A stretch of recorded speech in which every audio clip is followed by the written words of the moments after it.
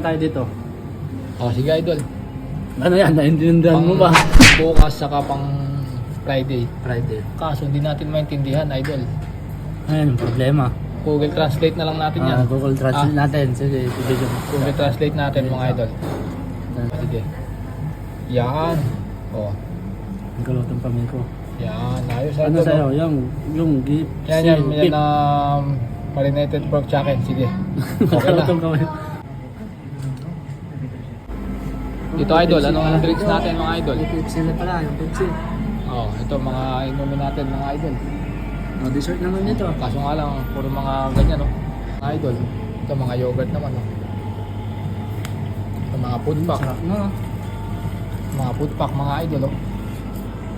Ito naman, mga baget. Merienda, mga baget, mga idol. Order na tayo dyan, no?